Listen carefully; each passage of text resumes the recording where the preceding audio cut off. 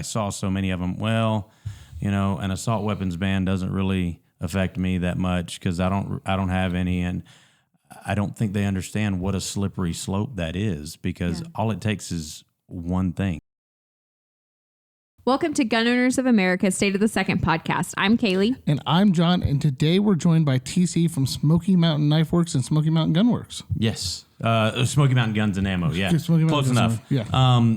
So thank you guys so much for having me. I really appreciate it, and it really means a lot to me, especially trying to grow our gun channel, and it's been interesting, especially being in social media, in the political climate that we're in, and also in the industry that we're in, because obviously social media hates everything that we do. Just recently got our Facebook account shut down and working on getting that back up, which has been an interesting fight, but it's wild. It's insane, right? Just the amount of algorithmic pressure, we'll call it, that happens with the Second Amendment community at large. But on a personal note, I'm going to get this right at the beginning. I'm so excited for your new location. That is my local gun store now. I have already spent way too much money. I am no longer a Sevier County girl, so living in Knox County now. No, I'm actually living in Jefferson County. Oh, okay, so that's really close to you. Yeah, yes. You are the reason that I don't have as much money in my bank account, but I'm so here for it. And then on the flip side, the thing that most people might not know about the original location that has also caused my bank account to just dwindle is the relic room, which I cannot be trusted in.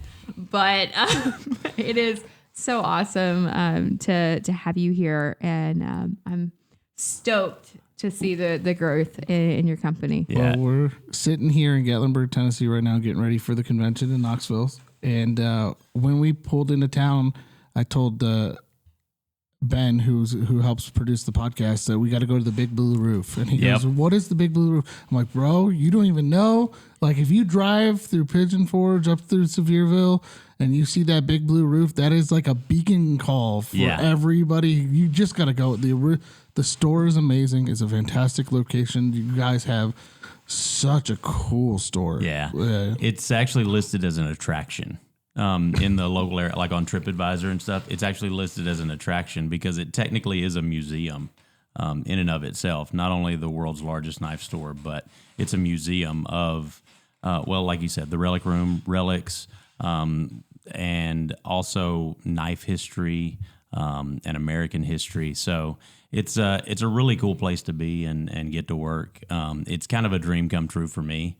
I grew up in South Alabama, and I guess on vacation we would always come here at least once a year, and I would save up my money all year, and we would make our one trip a year up here, and we would go to the store, and that's what I would spend my money on. I would mow grass, I would recycle cans, just so that I could come and get a knife every year. Got to meet Chuck Buck there when I was 9 years old. And then, life kind of took me in another direction. I grew up on a cattle farm, and my dad was a welder and a machinist. And I moved away to college, was an entertainer. That's what I did. I was a singer for a living, and I lived in Nashville for a while trying to make it in the music business. And I was really young and very impressionable and was not mature enough at the time to handle that lifestyle and the choices that were thrown at me. So I went through some stuff and needed a change in life. So I moved over here in 2008 and started as an entertainer here, working at Dollywood and different shows around town. Wrote the script and hosted the first 6 years the Smoky Mountain Opry was open. And then moved on to Dolly Parton Stampede and was an MC and a comedian and a stunt rider there because I grew up on and around horses. So that's where I met my wife now. And we've got a small horse farm out in Seymour, and got the opportunity to start with Smoky Mountain Knife Works almost 4 years ago now. My wife actually saw the job posting, and they were looking for a media personality to kind of be the spokesperson for the company. and wanted somebody that could do on-air stuff, radio ads, all the social media stuff. And she was like, you've been wanting to get out of performing constantly, and I'd gotten kind of burned out on it. And she goes, you're made for this, because of how much of an enthusiast I was. And so I loaded up my 4-year-old, she was 4 at the time, and took her to the interview with me, and sat down with the CEO, because I was like, I'm going to tug at his heartstrings. I'm going to show him that I need a job. So walked in, and I literally just came out and told him, I was like, I'm the guy you're looking for. And he was like, well, what do you know about steel? And I said, well, I'm a 3rd-generation welder and machinist. I've been working with steel my whole life. And he goes, and you're obviously an entertainer, so you can put on a show. So we'll give it a shot. And I started out part-time. They brought me on full-time. The channel's been growing exponentially on the knife side of things. And then they came to me about a year and a half ago, and they said, well, we need a guy that can do what you do for the gun store. I'll do it. And I told him, I was like, I actually knew more about guns than I did knives when I started for Knife Works. And he goes, all right, well, we'll see how it does. They were like, get us a proposal. And I drew up, a plan, and we started to work on that. And that has presented even more challenges. It's been interesting being a retailer in that social media space for guns, because most of what we see and most of what's popular out there is going to be the individual influencers.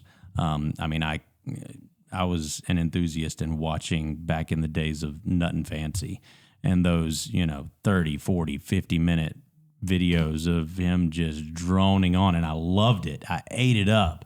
And then watched guys like Grand Thumb and Iraq Veteran 8888, and those guys come along, and Demolition Ranch and Matt, and I was enthralled by it, and I wanted to do that on my own. But then every time I went, and I told Ben, I was like, I've got probably 30 videos that I made back 10, 12 years ago that I got them made, and then I watched them back, and I was like, no, that's not good enough. I'm not confident enough in that to put that out there, because I didn't want to just half-ass it. So it's presented an opportunity for me to do what I've always wanted to do, and be an ambassador for the community, and kind of move forward in that realm, not only promoting our company, but promoting the gun community and the Second Amendment overall.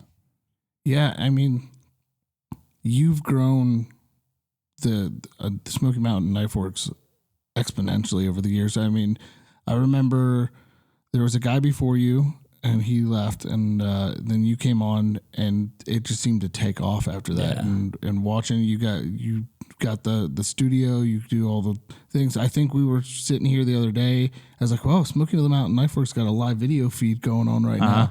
And I was like, "This is cool." We actually just started that, and we were sitting around, and I was like, a lot of people just sit for like ASMR. They just sit and have like in the background in their office or whatever, like these live cam feeds of like a beach or, a store or something, like maybe the Gatlinburg Strip or something like that. I was like, why don't we do something like that and just see what it does?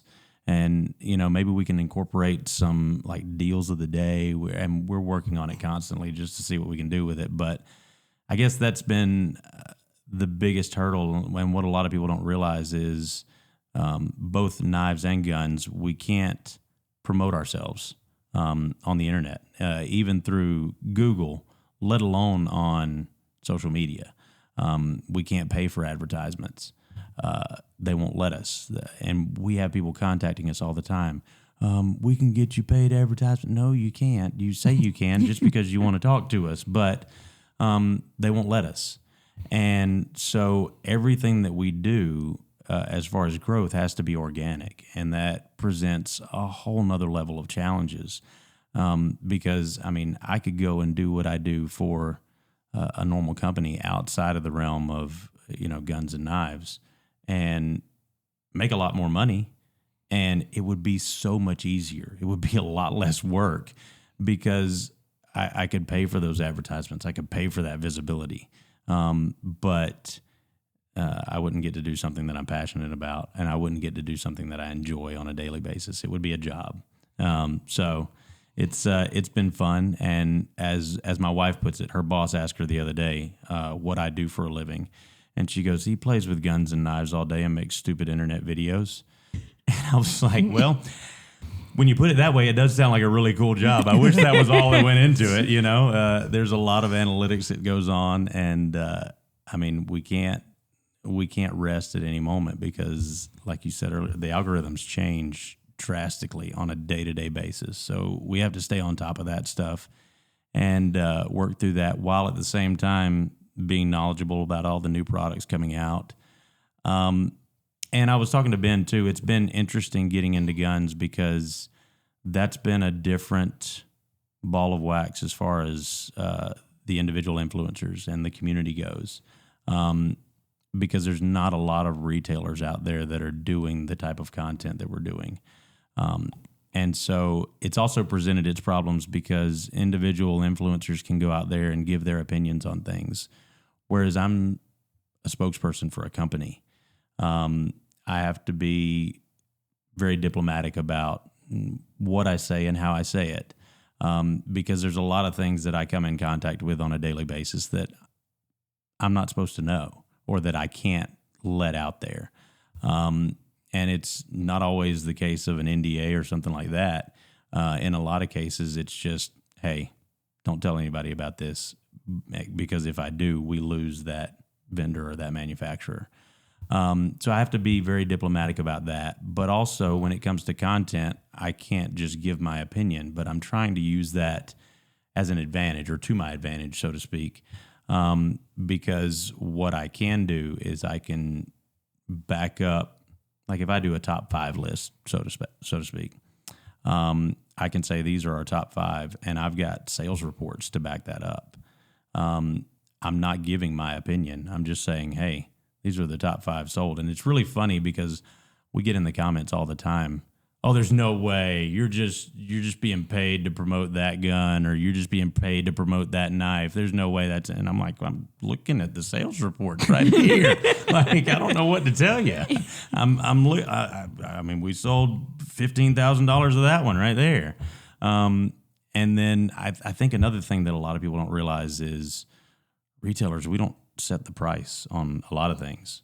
Like a lot of things are, regulated by the manufacturers. So we have to price it at that. And that makes things very difficult. And I don't think a lot of people realize how little margin there is on firearms. There's nothing. There's nothing. So, I've been in your shoes before. I've done the same thing where doing videos for a company, and you got to be so decisive on your words. It's hard because you want to give your opinion, but you make the wrong manufacturer mad. They can pull everything so quickly. It's hard, but like you said, a lot of people don't know there's a thing called MAP. That's minimal advertised price. Yep. And a lot of companies have to follow MAP. Now there's some manufacturers that don't have MAP. I'm not going to say who, and there's a lot that are very strict on that. So like if you ever see something where it says add to cart to see price, that means they're selling it below that price or anything like that. But margins on firearms, you're looking at anywhere between, and so our audience knows, because we haven't touched on this, your margins on firearms are anywhere between 10 and 15%, maybe 20 if you're lucky. There's not a lot of wiggle room because there's a lot of moving parts going on.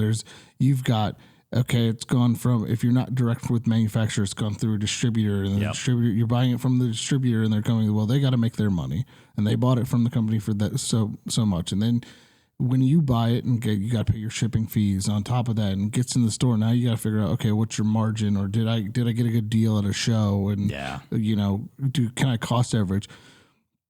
And a lot of people think that the store sets the price, but it's not always the store that sets the price. It's mostly the manufacturer, and they do it for the reason of they don't want to devalue their brand. So if you guys sell, let's just say SIG, for example, you sell a SIG 365 at $300, and everybody's got it at $400. Well, now they think that you're devaluing their brand, so they want to be at that minimum price.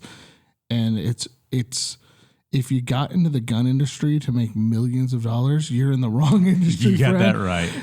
A lot of us are in this because we're passionate about it. It's not for money. If I wanted to make a lot of money, I'd be in selling steel or something, oil or something crazy. But I'm so passionate, and a lot of us are very passionate about this, that it's not, like you said, it's not a job. I enjoy coming to work every day. I enjoy having fun. I enjoy being in this industry and having fun with people, and it's a great industry. Now, you've got the knife side and you got the gun side.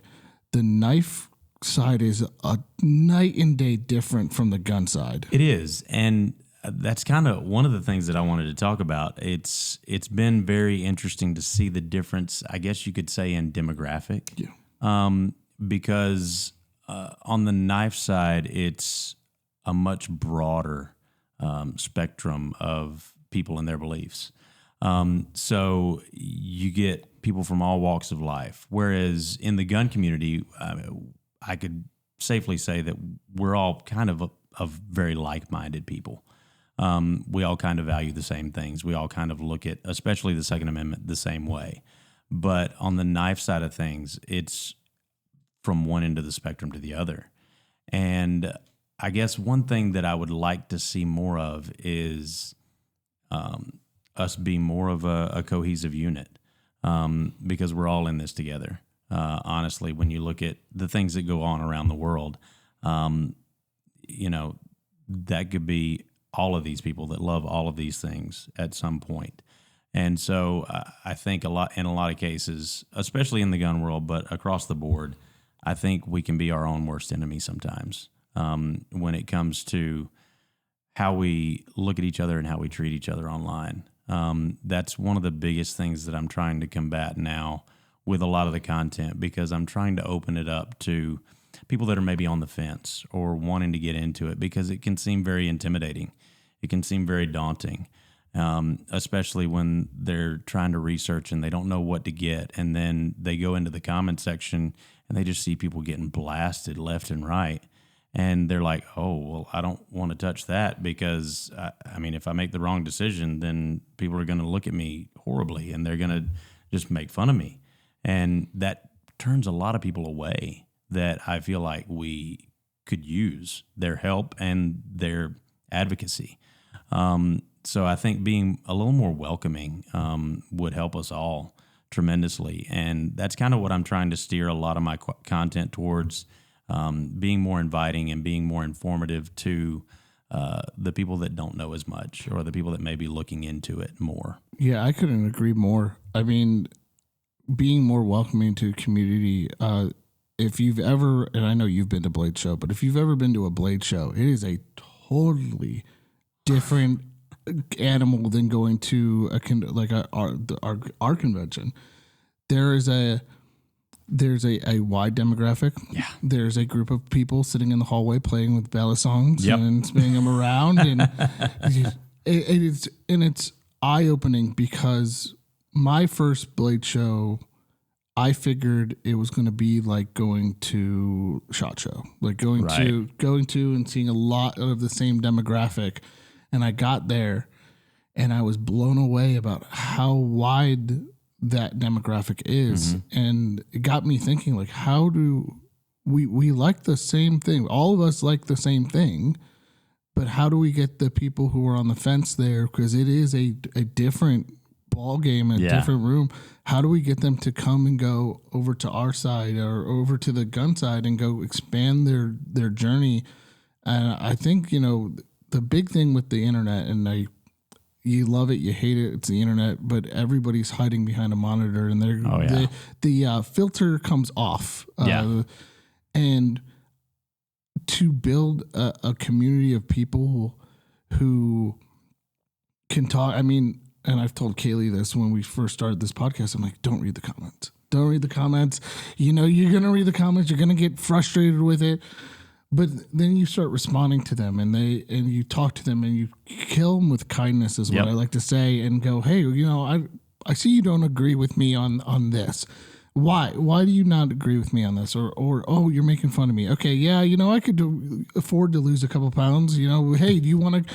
I used to do it all the time. People would say, hey, you could lose weight. I'm like, yeah, cool. I would love to. You want to come and train with me? Let's go train. Like, let's get together. And they go, I'm not going to come train with you. Why not? Right. Let's go. Like, I'm welcoming you to my community. I want to be your friend. And I think that's what really needs to happen. People like, let's look at the gun side. Like, let's talk about lower budget guns. People call you poor, or you call this.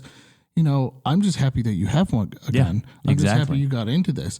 So, hey, cool. This is a budget friendly gun. What do you recommend? Why are you not like? Have you tried it? Exactly. Or hey, I've owned a High Point. I'm not gonna lie. Oh yeah. If absolutely. you don't own a High Point, are you really a gun person? I feel like that's what you need. But that'd be a great video title right there. Right? There you go. Steal it. Yes. There you go. I love that. Free idea. But it is like I've shot a wide spectrum of firearms from High Points all the way up to Wilson Combats. Yeah. They're not for everybody. But to be in the community, like I don't want to. Cool, you've got a High Point. Hey, at some point you're going to want to upgrade. Let's talk about this. Let's get you trained. Let's get you. Exactly. You've taken the personal responsibility of self-defense in your hand, like Kailey likes to say, with purchasing a firearm. Now let's go get you trained. Let's go ahead. And hey, you shot the High Point. Oh, I don't really like this. Okay, well, what's your budget? Let's see what else we can get you into you might like. And I think as a community, we just need to stop poo-pooing on each other, because I don't want to cuss, and be more welcoming. I mean, they've taken the step to get into this. Now let's keep them into this, because if we start pushing them away, just like anything, if you play golf for the first time and your buddies are making fun of you because you hit the guy on the golf cart, you're going to be less apt to go and play again. You're not going to happen to go and play again. Yeah. Not like I have done that before. But anyways. But yeah, you're less likely to play again. And it's the same thing with all sports and all activities. If you're not good at it, just keep trying. Yeah. Keep getting into it. And I think that's what we just need to do as a community, is just encourage more people to be a part of it. So talking about encouraging people to be more a part of the Second Amendment community, you guys expanded into my area. My area is much more rural, and people would consider it kind of underserved as far as a gun store. Yeah. What was kind of like the behind the scenes decision? Because you didn't just like put in a gun store. You put in a gun store where a grocery store used to be. For those of you like who are listening to this who might not understand like the scale, like this was not like, oh, you put in like a gun. This is a gun store. Like it's huge. Right. So you kind of have to go all the way back to, so originally Knife Works started in the late 70s, 1978. They moved around. They actually started here in Pigeon Forge, over by the old mill, moved into Sevierville, and then eventually out to 66. The building that we're in now was the original building, was built in 91. And they were growing. Our founder, Kevin Pipes, was really involved in the knife industry. His son comes along, goes to college, comes back, and is learning the business. And I believe it was around 2014. It might have been a couple of years before, but I believe it was around 2014. He comes to his dad and is like, I think we should open a gun store. And Kevin was like, I don't know. If you want to, I'll give you a loan. Something of that nature. That's I mean, and I'm paraphrasing a whole lot. So Tyler was like, okay. Decides to open it. And of course, it was at that time within the confines of Knife Works. So he was like, I'll give you, this many square foot of space inside our 108,000, 110,000 square foot showroom that we've got there. And so they started it then, and were in really deep before they knew about it. But the knife community and the knife industry kind of led them in that direction because they had already made a lot of the contacts in the industry through working with Smith & Wesson and different companies like that, Ruger. So they brought it in there, and then just a few years ago, they started scouting out because they wanted to grow it more. They wanted to be a legitimate outdoor outfitter. Their focus wanted to be primarily for hunting supplies and stuff like that.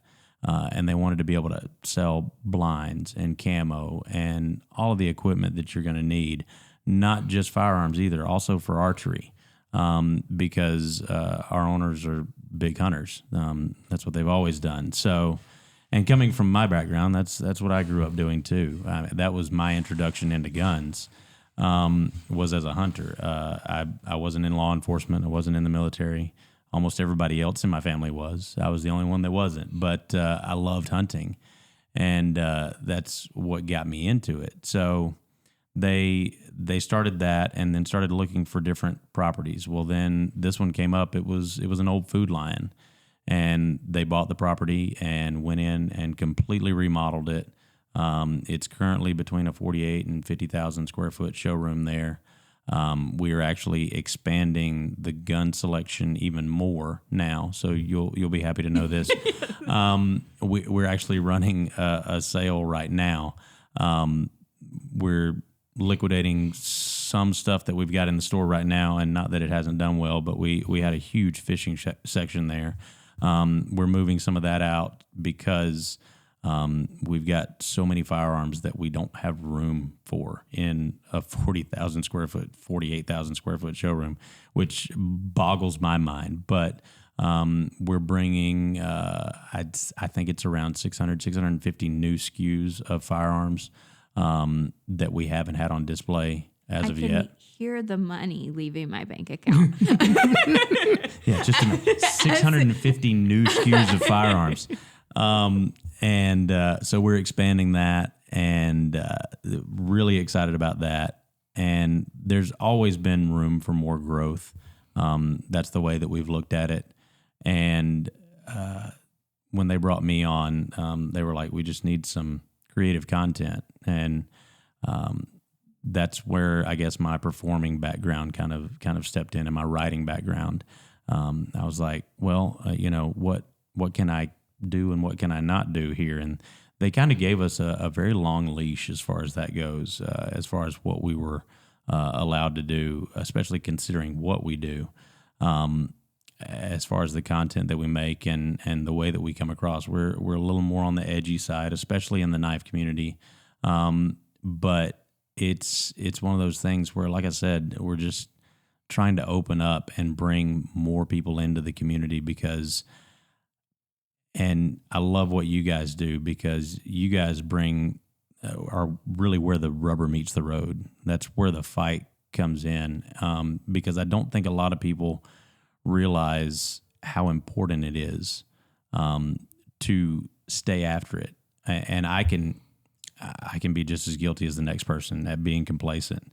I don't watch the news as much as I should, especially when it comes to serious political litigation, when it comes to our community. But you guys are bringing that to the forefront and bringing that in people's minds so that they see it on a daily basis, which is what really has to happen, because we can't just sit back and relax and not be fearful that this could be taken away, because there's people out there working every day, longer hours than we are, against us. And it takes so much energy and effort, and that's what you guys are doing so well.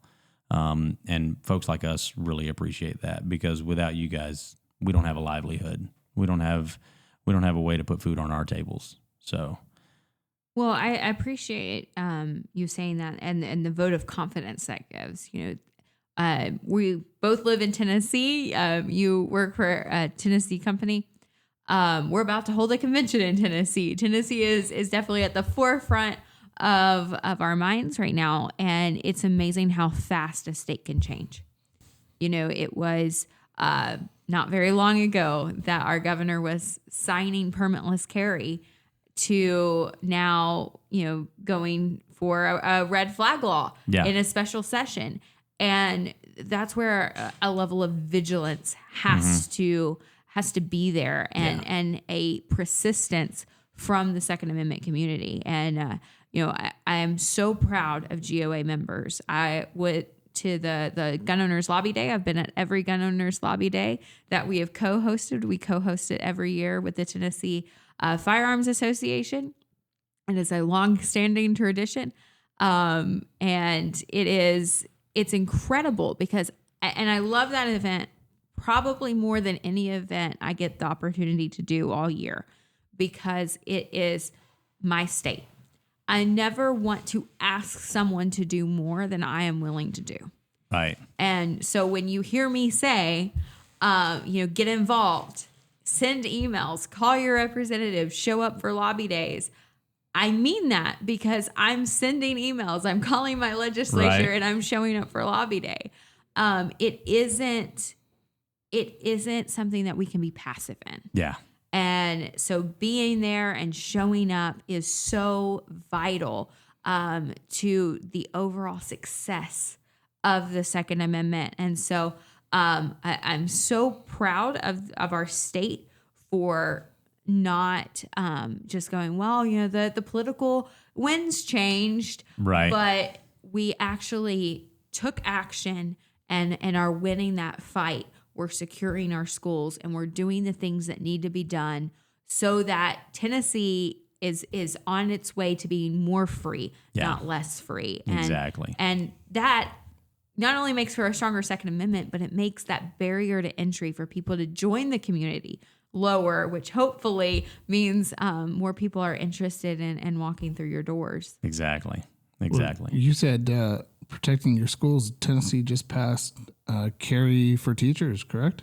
Yeah, it just passed the Senate, so it's on its way to the governor's desk. It is. Again, like all legislation, this is not a legislation analysis. That's a whole other channel. We got it. That is not this podcast. But there's improvements to any bill. I have yet to come across a perfect state with a perfect legislature with perfect legislation, and Lord knows it's not coming from the federal government. We take incremental wins for the restoration of the Second Amendment, and when we can't get them through the legislation, then we will fight it in litigation. Yeah. But we're laser focused on that, and it is a big win. All of the mass shootings. Mm-hmm. You look at the vast majority, and it's not just like, oh, well, the majority by one. No, the vast majority, like greater than 90% of mass shootings happen in gun-free zones. Mm-hmm. You have to be able to protect and defend yourself. Where people are defenseless, that's where it's happening. And the other side is going to skew those numbers because they're going to say that it involves, more than two or more people. They're going to spin those numbers any way that they can to make them work in their favor. But we all know what those numbers really mean and what they really are and where that's coming from. And another, I guess, kind of segue off that is I feel like the community has always been divided. So we look at, we've got the tactical guys that are, and you could lump it into law enforcement, military, and then you've got the enthusiasts that are just having fun, want to enjoy it, and then you've got the hunters, and a lot of those end up staying out of arguments because they're like, well, that doesn't really affect me because I don't have a dog in that fight, and I speak mainly from the hunting side of things because that's what I've seen the most of. And that's what I grew up as. So I saw so many of them. Well, an assault weapons ban doesn't really affect me that much because I don't have any. And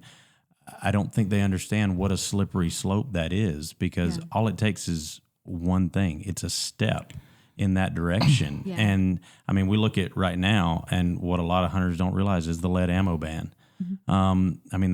That's a huge deal where they are just ignoring science completely. And again, it's a slippery slope. You let them take just an inch of that rope, and they're going to hang you with it. It's dangerous. I think the big thing that opened Pandora's box for this recently was the bump stock ban.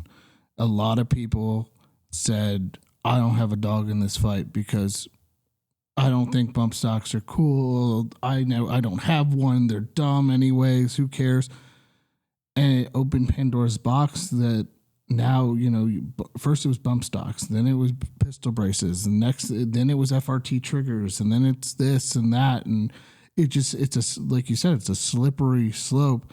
And who's to say, you talked about the lead ammo ban. That's a huge deal. But the same thing, the hunters are, well, it's not my daddy's Remington 700, or it's not my daddy's Mossberg 500. It's not something I use every day.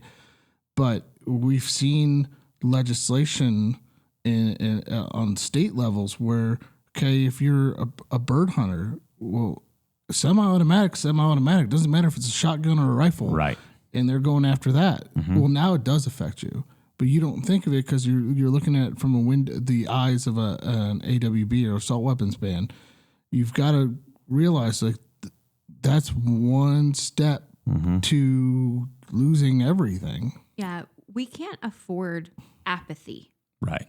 In the Second Amendment community, regardless if you are someone who is, this is my camp within the Second Amendment community.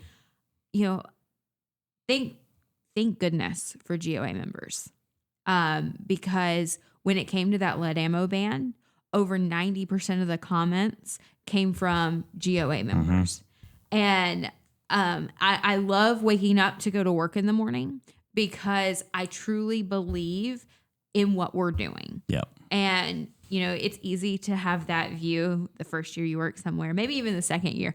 We're way beyond that. I've been here a while, and it's still that case, because regardless of what fight, what camp, they're willing to stand up and protect the Second Amendment, whether that's an ATF comment, whether that's a comment to the Department of the Interior, whether that's calling your representatives, showing up to a lobby day. We're here. Yeah. And that, it can't be overlooked.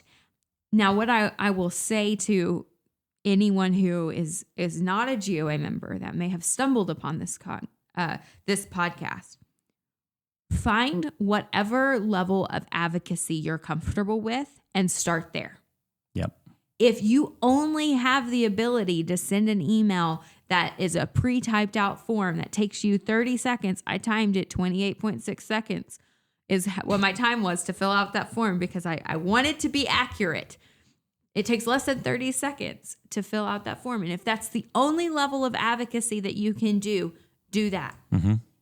If you get comfortable with that and you say, I'm going to take it to the next level and I'm going to pick up the phone and I'm going to call my representative, which the number's always listed, call them. Yeah. And leave a message. And if you are all in, and you say, you know what, hey, it's election season, and guess what? Politicians are everywhere right now. Town halls, fundraisers, anything and everything that they can do to secure your vote for another year. They're there right now. And if you feel comfortable to respectfully go to them and say, hey, why are you a C rating? Do you not get the fact that this is a constitutionally protected right? Yep. I don't agree with where you're at. And if you're going to earn my vote, I'm going to need you to step up. Or, hey, what happened? Mm-hmm. Now you're an A-. Yep. I think we need to correct this course before you go the way of the career politician. Like, those are things that you can do as an individual. But regardless of what level of advocacy that you feel like you can accomplish, whatever is your starting point, do that. Mm-hmm. And do that well and do that often.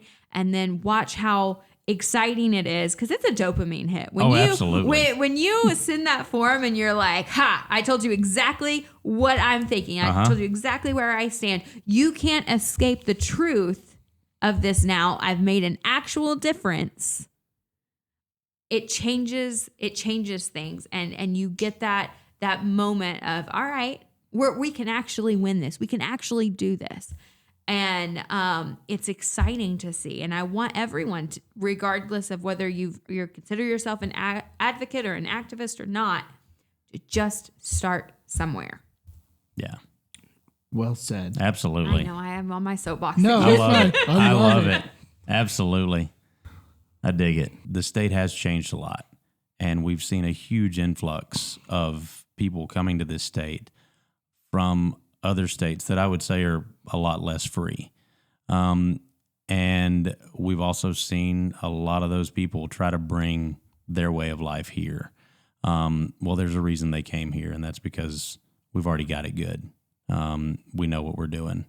There's a reason why you came to us. And we can't let those kind of things dictate how we live our lives here, because there's a reason why we're here too. And like you said, we're proud of where we're at. We're proud of where we're from. And we got to continue to keep that up, because if we just sit back and are complacent, then we start losing things. And there's gonna come a day, if we are that complacent, that we lose something that really matters to us, like our rights. And I get on my soapbox about that, not just about the Second Amendment, but also about the First Amendment that we've also seemed to have lost in our community on the internet and on social media. Like I said, our Facebook account got shut down. We got silenced. And I will tell you, that is, I eat, sleep, and breathe social media as much as I hate it, because that's my job. And I know those community guidelines like the back of my hand, and the terms and conditions. All that stuff that everybody just clicks through and never reads. I know that stuff like the back of my hand, and I'm like, I didn't violate anything. I specifically made my post and created this page based on what you said I was allowed to do.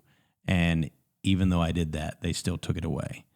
And so it makes me even more frustrated to see that, and then to still see people that don't take the initiative. And so that's, again, why I try to bring new people in, because the more people we have, the stronger that we are. And it just really, it means so much to me. And I think it means a lot more to all of us than a lot of people realize. Yeah, I couldn't say that any better. I mean, we hate social media, but we also need it. It is a vital function as a company, as an organization, to be on there, to reach your customer base, your audience, to spread if you have a sale, or if you've got something going on, or if you're fording through a river announcing a new knife. I had to bring that one up because that was hilarious. I loved it. But they've gone to, like, no longer is it, they're not telling you that they're shadow banning you, because now you're getting, hey, this content has been restricted. And you're like, well, where did I violate the community guidelines? Yep. Well, dangerous goods. What are dangerous goods considered? Well, firearm. Now they're lumping it was just firearms and ammunition and knives. Now they're lumping us in with drugs too. Yep. And with marijuana. It's just ridiculous how much they go, hey, here's my post. It's on this cool new object. Don't tell you where to buy it. Don't tell you what it is. You're just saying, this is what this is. Figure it out. Figure it out on your own. You're smart enough. There's a link somewhere hidden in something. But now they're like, well, no, you can't show that anymore. Yeah. It's only limited to the people who follow you. Okay, well, the people who follow me, already know about it.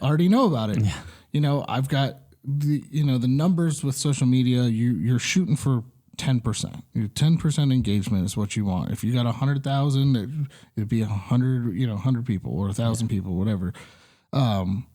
And now it's so restricted that you can't even get your 10%. You're lucky if you get 1%. Yeah. And the thing that I've seen with our community, which I really applaud, is the collaboration. Yeah. A lot of us have seen that kind of stab from social media and from Meta going, hey, you can't do this, or we're going to restrict you.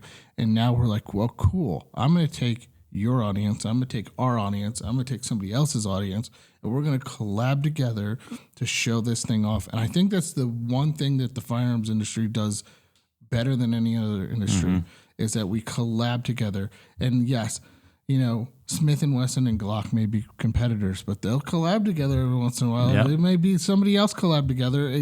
And that's the cool thing about our community, is that, yes, you're our competitor and I hate you. Hey, you want to work together on this project? Right. We need to get some stuff done. It's the same thing. I love seeing that because on the outside, if you're on the outside looking in, you're like, oh, they're sworn enemies. And then behind the scenes, you're like, hey, what the heck? There's a Smith and Glock guy sitting there at the bar hanging out. Absolutely. What's going on here? Because we're all in this together. Yeah. It's only the people in the comment section that are like, my team is this. Yeah. It's not the companies. It's Absolutely. the perception from the individuals that have like decided this is my one flag and on this hill I will. Like, it's crazy because I mean, like, how many times have we, and maybe it was unintentional, started the debate on what is the best concealed carry caliber. And like, you want to make a room fight. Oh, like, that is the question. I create content based on that. Like, I put out a video last year that was like, is 380 good enough? And like, I make titles that are intentionally to get people fired up about that stuff. You want to get people fired up, you just say 40's dead. That'll get everybody fired. But From a sales perspective, it is dead. I'm not going to lie. But those are the conversations where like people will plan to flag and they're like will like create a camp. I will die and that on this hill. The only thing that exists in their world. I'm like, hey guys, just as like a public service announcement, you can own multiple things in multiple calibers. Like, there's not a limit. There's not. There's not? That you can do it. What? There are options. That's a groundbreaking. There's a groundbreaking. I know. thought process but right there. It drives me crazy. It My- does. Like, My favorite thing I ever did, I made so many people mad by this. So I did a bracket the one year for March Madness on calibers, and I pitted 9mm and 45 in the first round. Oh, God. And I saw how many people were getting mad. I was like, well, that was the point. I want to see Exactly. engagement is great, but the minds that literally exploded. They were like, these are both number 1 and number 2. Why are they fighting each other in the first round? I'm like, because I could. because I could. Also, I drew them randomly, and that's just how it go. TC, where can people find you guys? Socials, website, everything, where to go? Big Blue Roof. Yep, all that. Big Blue Roof. So we've got 2 websites for both companies, smkw.com, which is Smoky Mountain Knife Works, and smga.com for Smoky Mountain Guns and Ammo. On social media, it's either going to be Smoky Mountain Knife Works, all one word, or SMKW and the same, Smoky Mountain Guns and Ammo, or SMGA, across all social media platforms as soon as I get our Facebook back up on the gun side of things.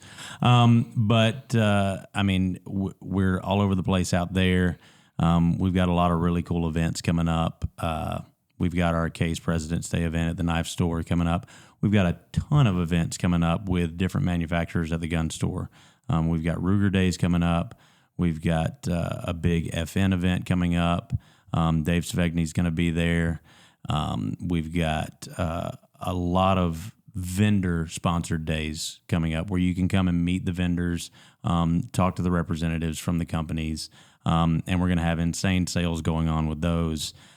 We've got our fall festivals coming up and our hunting festival coming up around in the end of September, beginning of October. And as far as our content goes, again, I'm going to continue to try to bring more people in. So I'm doing a lot of newcomer to the industry kind of content, including you guys, as in passing, I saw Kinsey leaving here, and I was on her podcast a while back, and did a handshake on actually doing my first competition event. So, like I said before, I come from the hunting world. I own a lot of different guns, but I'm actually going to try my hand at competition shooting, and I'm going to jump in like head first with 3-gun. And I already agreed to do it, and I'm going to document it for the channel because I want to show people that it's not such a daunting task that you can't get into it. Because I feel like there's a lot of people that, want to get into stuff like that, but they don't know where to start. So I'm going to show you guys that even somebody that's never done it before and has no idea what they're doing can get involved with it and can still have fun with it, even if you're not intending on competing for a win. You can go and have fun with it. And so that's going to be all documented. I might fall flat on my face. I might make a fool out of myself, but I've never been afraid to do that. And so I guess that's why I have a lot of fun with what I do. And I like to think that that's why people like our channel and like what we do. So, well, if you want to watch him ford a river, go over to Smoky Mountain. Well, we just filmed last night a second part to our series of what it's like to live in the world's largest knife store. And so we were there pretty late last night of filming a bit with me waking up. I actually going to bed in the store and then waking up and taking a shower in that really nasty waterfall. And it was insanely cold. It was awful. So I want you guys to know that I do that content for you. You're the only ones I do that content for because I definitely don't do it for myself. Thank you for joining us this week on the State of the Second. We are so happy that you joined us. Please like, share, subscribe, hit the bell notification, leave a 5-star review on all podcasting platforms. And if you have not registered for the Gun Owners Advocacy and Leadership Summit, please go to goals.gunowners.org. Thank you, and have a great rest of your day.